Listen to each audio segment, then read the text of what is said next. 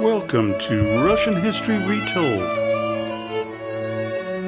Episode 355, Peter the Great Revisited.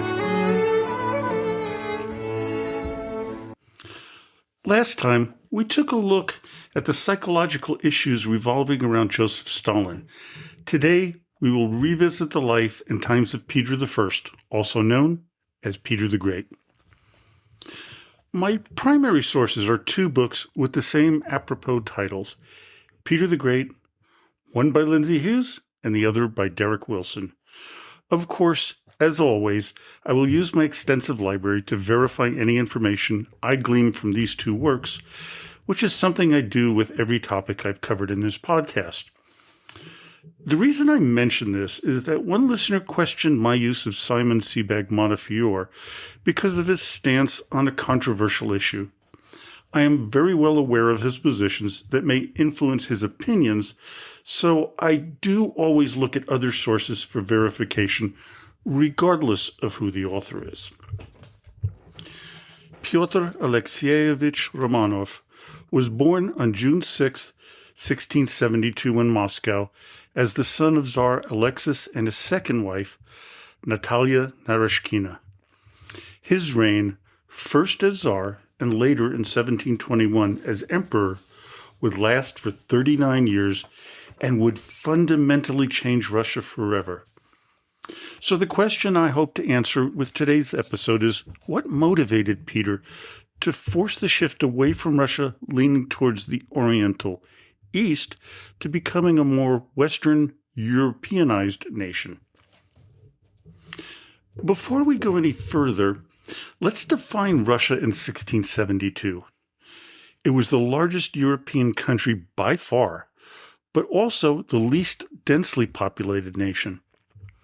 Russia was beginning to make its presence felt in Europe as it had just finished two wars, one with the Polish-Lithuanian Commonwealth and the other against Sweden.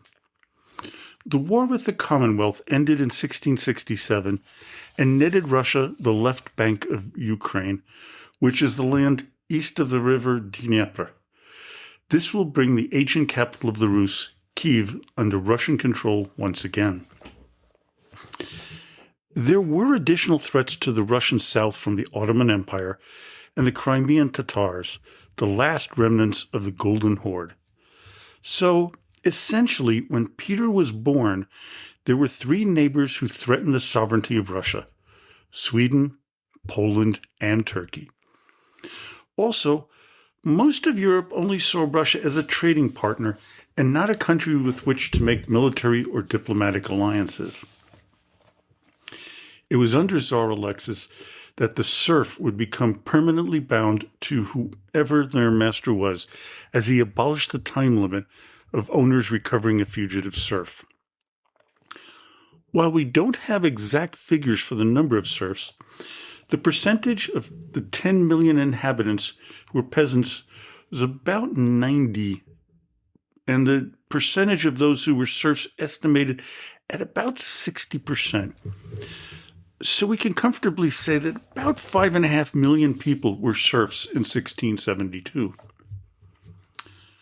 Another interesting fact about Russia at the time of Peter's birth was that only 4% of the population lived in towns or cities.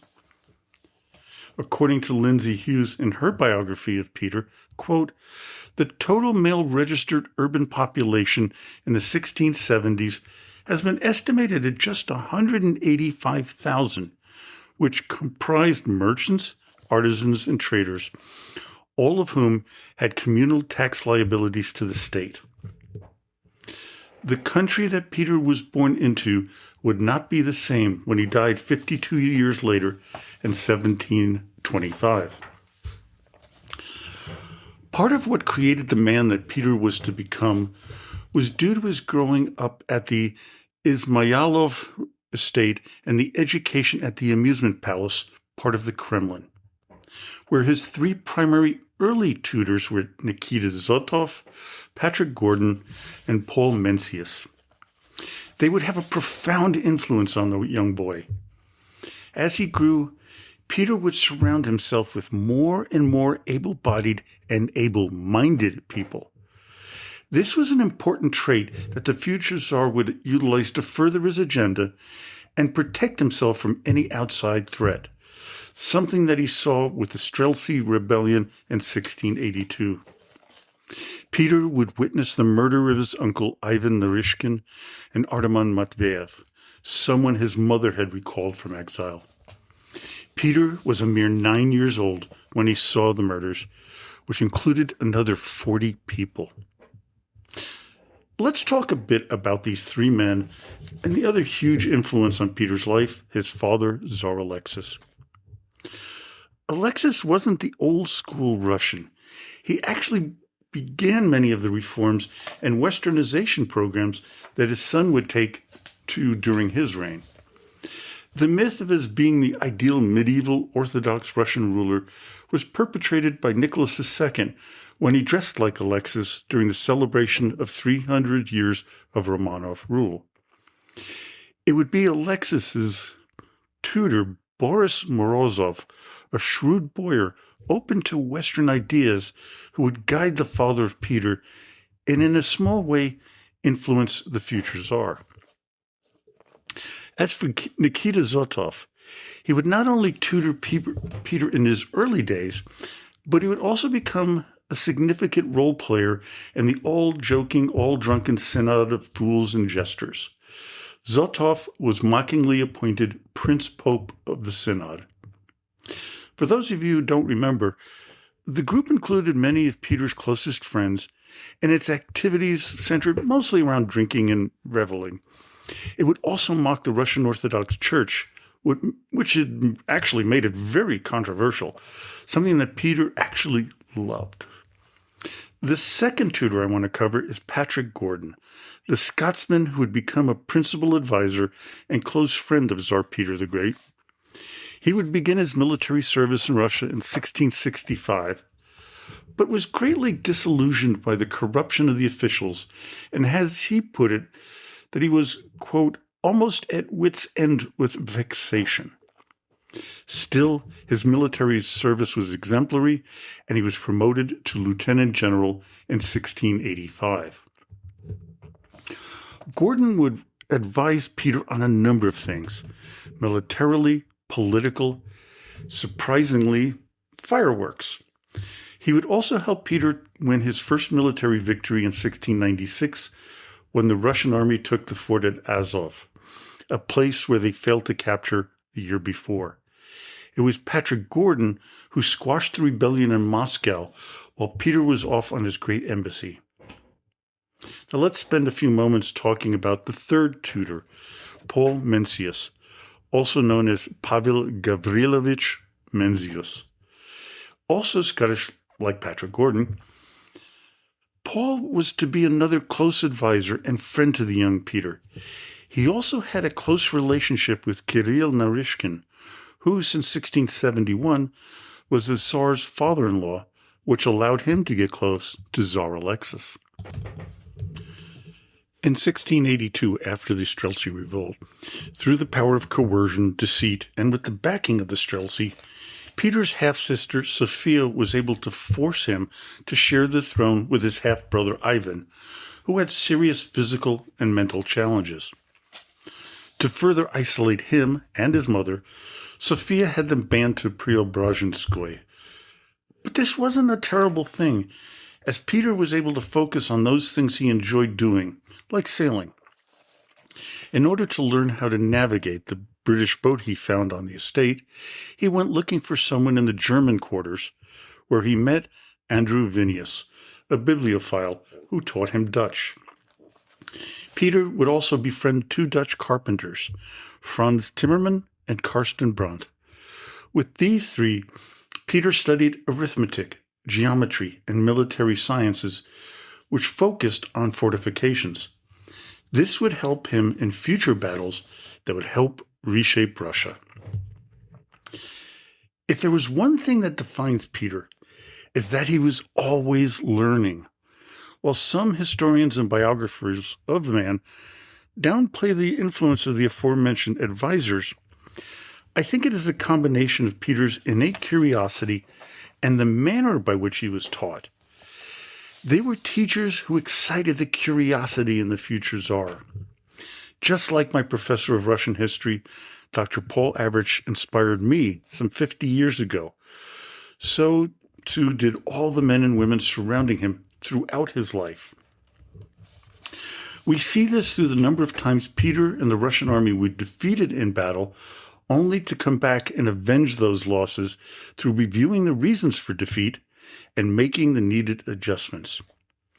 An example is that in the Battle of Narva in 1700 and the Great Northern War, Peter's army was decisively defeated, but he reversed his fortunes 9 years later at the Battle of Poltava, where he trounced his Swedish enemies.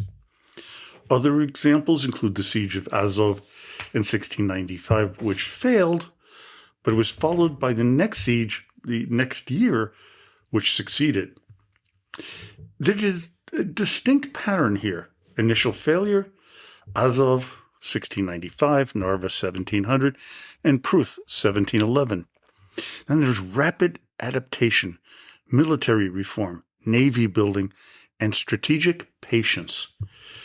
Then you have the eventual recovery elsewhere, Azov, 1696, Baltic expansion, and of course, Poltava. Peter's strength wasn't avoiding defeat. It was learning quickly and restructuring his military and strategy after failure. Peter's introduction, though, to the Western world was what was known as the Great Embassy, which occurred between March 9th, 1697 and August 25th, 1698. Of course, I covered that in detail earlier in a past podcast, so I won't talk about it too much here. What I will begin to talk about is the aftermath of that journey.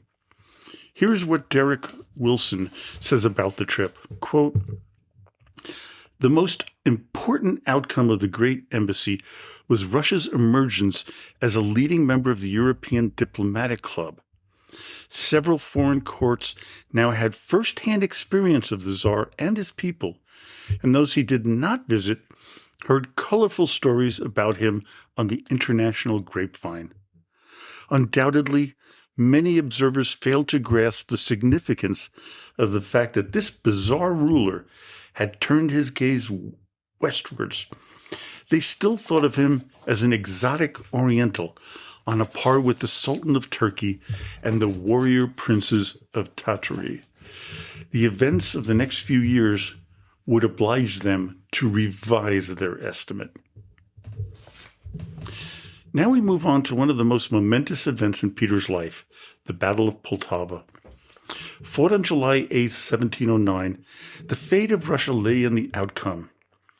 Peter was very unsure of the outcome of the fight. And here's the legendary speech. We don't know if this is exactly true, but we have some idea that it possibly happened this way. And this is what Peter said before the battle to his troops. Quote, "Let the Russian troops know that the hour has come which has placed the fate of all the fatherland in their hands, to decide whether Russia will be lost or reborn and improve its situation. Do not think of yourselves as armed and drawn up to fight for Peter, but for the state which has been entrusted to Peter, for you, your kin, and the people of all Russia, which has until now been your defense and now waits the final decision of fortune. Do not be confused by the enemy's reputation for invincibility, which they have shown to be unfounded on many occasions. Keep before your eyes, in this action, that God and the truth are fighting with us, which the Lord, strong in battle, has demonstrated by his aid in many military actions. Think of this alone. Of Peter, know only that he sets no value on his own life, if only Russia and Russian piety, glory, and well-being may live." Now, whether Peter said these exact words is up for debate, as was first published in 1773, many years after his death, and had been used numerous times in front of both Russian and Soviet armies. When the Swedish army, led by Charles XII, met the Russians, they had just endured one of the coldest winters that anyone could have remembered. Lutheran pastor Daniel Kerman, who was traveling with the Swedes, said this about the state of the men in the army. Quote, "We experienced such cold as I shall never forget. The spittle from people's mouths turned to ice before hitting the ground. Sparrows fell frozen from the roofs to the ground. You could see men without hands, others without hands and feet, some who had lost all their fingers, faces, ears, and noses, others crawling on all fours." On the Russian side, the estimates are that Peter had about 40 to 45,000 troops, compared to Charles, whose army had dwindled down to around 22,000. After the Battle of Poltava ended, the Swedish army counted 6,900 dead with 2,700 captured. The Russians lost about 1,345 men, with another 3,290 injured. Poltava was a historical fulcrum point. Had the Russians lost, Peter would likely have been overthrown, and Russia would have had a vastly different trajectory. Starting in 1710 and lasting until 1713, the Russo-Ottoman War, also known as the Pruth River Campaign, could have been a fulcrum point as well.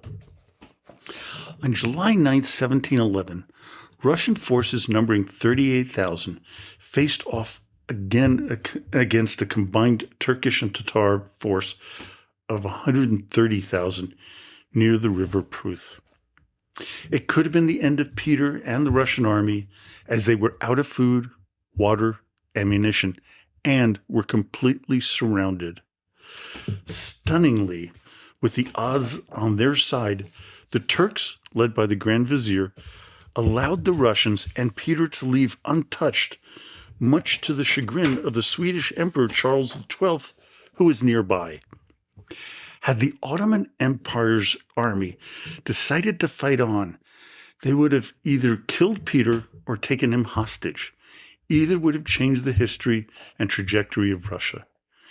Instead, he was forced to sign the Treaty of Pruth, which handed the fortress of Azov back to the Turks, something that kind of devastated Peter. Instead of heading back to Russia, Peter headed to Poland first, then Saxony, Dresden, and finally Carlsbad to relax at the spa there. Then, on October 13, 1711, the Tsar went off to attend the wedding of his son Alexis to Princess Charlotte Christina Sophia of Wolfenbüttel at the palace of the Queen of Poland. There is a debate as to whether Alexis chose Charlotte or that Peter picked her without his son's knowledge. Either way, it did seem to be a loving marriage, but some claim that Alexis found her too skinny and pockmarked. For her part, Charlotte seemed to be a reluctant bride, always surrounded by her German entourage. Alexis was quite the opposite of his father. He wanted to retain the old ways of Russia and not the European styles. He was also shy and reserved, unlike his gregarious father. According to the Swedish observer, Lars Ehrenmalm, he noted that Alexis was, quote, "in everything apart from outer clothing, he keeps to the old Russian customs, and it seems the prince only outwardly follows foreign ministers and is polite to foreigners, more out of fear of his father than by his own inclinations and wishes." Peter's relationship with this son was one of the great tragedies of his life, as it never was a good one. Because of his more conservative behavior, Alexis became the focus of those elements of the aristocracy who were against the reforms of Peter. The Tsar caught wind of the possibility of overthrowing him and launched an investigation. Peter would name Peter Tolstoy to begin the Inquisition. As Derek Wilson put it in his biography of the Tsar, quote, "This reincarnated Torquemada was put in charge of the ominously named Chancellery of Secret Affairs, which was set up specifically to track down any connections Alexis might have had with suspected malcontents." Wilson goes on further detailing the Inquisition, quote, "The Tsarevich had been reduced to such a state of terror that he was ready to do anything to avoid the vials of his father's wrath being poured over him. Alexis would name names of those who conspired with him or even had talks and were pleasant with him. These names would be publicized in Red Square along with Peter's pronouncement of a pardon. While Alexis thought this would ease up on him, the real plot had been uncovered, and it was led by Alexander Kikin. After his inevitable torture, more names came out. Alexis's mistress would provide more information about the conspiracy. It would prove to be fatal for a number of boyars and military officials. Peter was rightfully frightened by the breadth of the conspiracy against him. While all this was going down, the Great Northern War, which had lasted for 18 years, was about to meet its resolution, except for the rumors that Russia was on the brink of revolution. Peter needed to end the issue of his son and rebellion. He would consult with the clergy of the Russian Orthodox Church to decide on his son's fate. They would definitely sidestep the decision and force Peter to make the final call. A semi-public trial was conducted where Alexis confessed to the charges, but in a moment of what Wilson calls dignity, Alexis proclaimed, quote, "The whole of the country is on my side. It is obvious to me now that you desire my death. Well, I will gladly die. Beware of what will happen to you afterwards." The verdict was, of course, that the Tsarevich was guilty of treason, and the sentence was death. On June 26, 1718, Alexis died. But how he died was never truly revealed. A problem arose that would change the course of Russian history. With the death of his first successor, Alexis, the infant Peter Petrovich was now the designated successor. Unfortunately, he would pass away in the spring of 1719, leaving no male heir for Peter. Peter I would be the last true male in the line of the Romanovs. At the same time, the man who would torment Peter for 2 decades, Charles XII, would be killed in Norway during the siege of Friedrichshalle. With his death, the European nations began to fear Russia. This led to tensions with the potential of outright war against the Russian Bear. But there was extraordinarily little they could do against Peter. It was because of this that Peter and his heirs until the time of Nicholas II would no longer be viewed as czars, but as emperors of the Russian Empire. Gavril Golovkin, the state chancellor, would address the people, quote, "The Senate takes the liberty of begging your majesty to accept the titles of Father of the Fatherland, Emperor of all Russia, Peter the Great. We thought it right in the manner of the ancients, especially the Roman and Greek people, also as was the custom of the Roman Senate in recognition of their emperor's famous deeds, to pronounce such titles publicly as a gift and to inscribe them as statues for the memory of posterity." Well, I hope you enjoyed today's episode.